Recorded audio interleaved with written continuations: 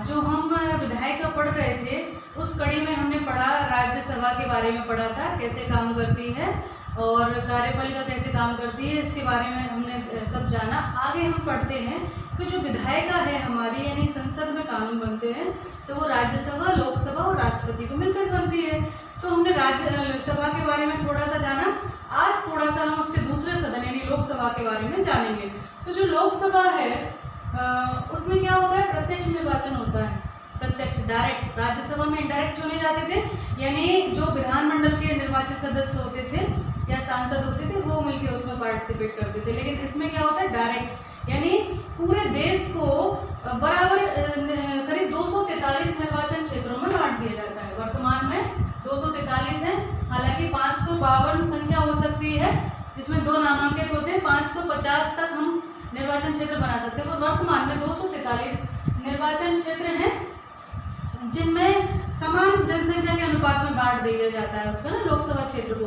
तो उस आधार पर फिर डायरेक्ट निर्वाचन होते हैं और 2 सदस्य जो है राष्ट्रपति द्वारा नामांकित किए जाते हैं जो एंग्लो इंडियन होते हैं। तो कुल मिलाकर वर्तमान में 245 जो सदस्य संख्या है लोकसभा की। और लोकसभा जो है वो 5 वर्ष कार्यकाल होता है और अगर उससे पहले अगर गठबंधन सरकार है या बहुमत नहीं रहता है या प्रधानमंत्री कहे तो समय से पहले भी ये भंग हो जाती है। इसके चुनाव प्रत्यक्ष रूप से होते हैं, इसको निम्न सदन कहा जाता है और ये अस्थायी सदन है, यानी ये भंग हो जाता है इसलिए अस्थायी सदन है। और राज्यसभा चूंकि प्रति 2 वर्ष बाद उसके 1/3 सदस्य बदलते रहते हैं और वो कभी भंग नहीं होती, इसलिए उसको स्थायी सदन कहते हैं। ठीक है, तो आओ चलते हैं, इसके आगे की बातें करते हैं। तो इसका निर्वाचन प्रत्यक्ष रूप से होता है। अब हम बात करते हैं संसद के कार्य, संसद कैसे कार्य करती है और कौन कौन से कार्य करती है, क्योंकि राष्ट्रपति, राज्यसभा, लोकसभा मिलकर संसद है। अब हम बात करते हैं कि काम कैसे करती है। तो पहला है विधायी कामकाज।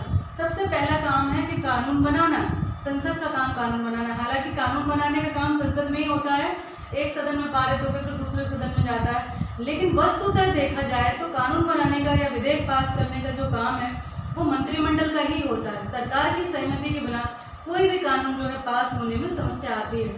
हालांकि अन्य सदस्य भी जो मंत्रिमंडल से बाहर के हैं वो भी विधेयक ला सकते हैं, लेकिन जनरली कानून की स्वीकृति उसी को मिलती है, विधेयक वही पास होता है जिसको सरकार का बहुमत या समर्थन प्राप्त होता है। ठीक है, अगला है वित्तीय कार्य।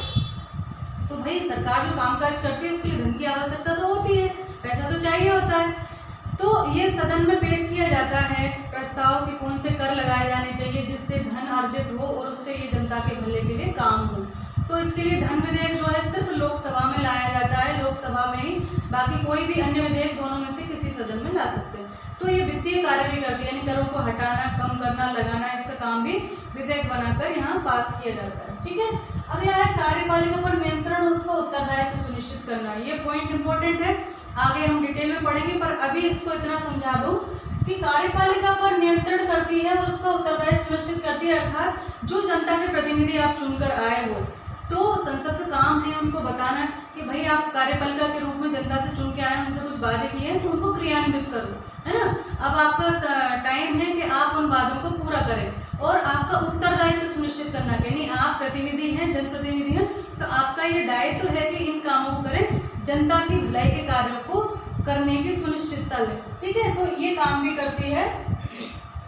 उसके अलावा प्रतिनिधित्व तो है ही सही, चूंकि डायरेक्ट तो है नहीं, इनडायरेक्ट, यानी जनता सारी की सारी तो नहीं आई है, अपना प्रतिनिधि भेजा है। जो सांसद आया है सदन में, चाहे वो राज्यसभा का हो या लोकसभा का हो, जनता के द्वारा चुना गया, तो वहाँ प्रतिनिधित्व करती है, जन आकांक्षाओं को जो वहाँ लाती है कि जनता क्या चाहती है, किस मुद्दों के, जैसे जो मुद्दे लेकर ये लोग विजयी होते हैं चुनाव में ना, अपना एजेंडा देते हैं कि अगर हम विजयी हुए तो हम ये करेंगे, ये करेंगे, ये करेंगे। जनता उन सब मूलभूत बातों पर सहमत होती है कि ये मूलभूत आवश्यकता है, हर किसी की पर्सनल समस्याएं दूर करना या पर्सनल जो डिज़ायर है उनको पूरा करना संभव नहीं है, पर कुछ मूलभूत होती है जैसे जिसका सभी से सरोकार होता है, बिजली, पानी, सड़क, स्वास्थ्य, शिक्षा, है ना, देश हित की सुरक्षा, ये सारी चीज़ें, व्यक्ति की सुरक्षा, ये मूल हित है जो सभी चाहते हैं, उसके बाद ही बाकी सारी चीज़ें होती हैं, तो इन पर सभी सहमत होते हैं। तो इन सब का चूँकि प्रतिनिधित्व करते हैं वो, तो संसद में ऐसे कानून बनाते हैं जो इन सब चीज़ों को, जन आकांक्षाओं को पूरा करते हैं। ठीक है, अगला है बहस का मंच, यानी संसद में जो कानून पास होता है तो पक्ष विपक्ष में चर्चा होती है, बहस होती है कि ये कानून पास हुआ तो उसका ये जो पेश कर रहा है वो उसके फायदे बताता है, जो अगेंस्ट वाला है वो कहता है कि नहीं अगर ये हुआ तो इतने लोगों को इससे ये नुकसान होगा। तो बहस का मंच होता है जिसमें जब खुली बहस होती है तो टीवी के माध्यम से या पत्रिकाओं के माध्यम से जनता भी उनके बारे में अवगत होती है किसी विषय के बारे में। ठीक है। फिर संवैधानिक कार्य, संसद में ही संविधान संशोधन के लिए कानून लाए जाते हैं, वो संसद में ही होते हैं। संसद अपने उसके अलग अलग प्रावधान है, संसद के कौन से भाग में कैसे होता है, साधारण बहुमत द्वारा, विशेष बहुमत द्वारा। तो ये जो संशोधन होने होते हैं चाहे साधारण हो या विशेष हो वो संसद में ही होता है। तो ये संवैधानिक कार्य भी करती है। अगला है निर्वाचन संबंधी कार्य।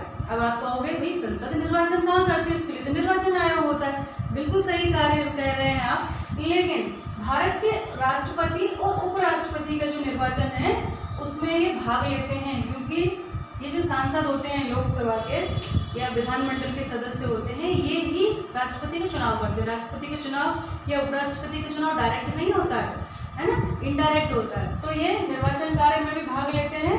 उसके अलावा न्यायिक कार्य, आप कहोगे न्यायिक कार्य कैसे, तो जो राष्ट्रपति या उपराष्ट्रपति को हटाने के लिए या उच्च न्यायालय या सर्वोच्च न्यायालय के न्यायाधीशों को हटाने के लिए महाभियोग लाया जाता है वो, या कोई कानून लाया जाता है, महाभियोग पारित होता है, तो वो भी संसद में ही होता है।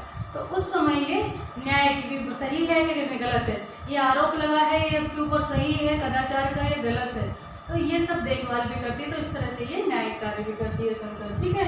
तो इस प्रकार से ये सारे काम करती है। अब अगली कड़ी में हम देखेंगे कि राज्यसभा कैसे काम करती है, क्योंकि लोकसभा का तो छोटा सा हमने देखा। तो जब डायरेक्ट चुनाव होते हैं तो जिस प्रकार से लोकसभा में संपूर्ण जो जनसंख्या है, जैसे 130 करोड़ जनसंख्या है उसको डिवाइड कर दिया 243 में, है ना, बराबर भागों में। ऐसे ही राज्यों में जब विधानमंडल के चुनाव होते हैं तो उनमें से भी ऐसे ही बराबर जनसंख्या के आधार पर विधानसभा क्षेत्रों को बांट दिया जाता है। ठीक है। मध्य प्रदेश में जो है 230 विधानसभा क्षेत्र है। तो इसके साथ अभी इतना ही बताऊंगी, कल इसको फिर से कंटिन्यू करूंगी। और ये वीडियो यहीं समाप्त होता है। ध्यान रखिए, पढ़ाई करते रहिए, मैं आपके साथ हूँ।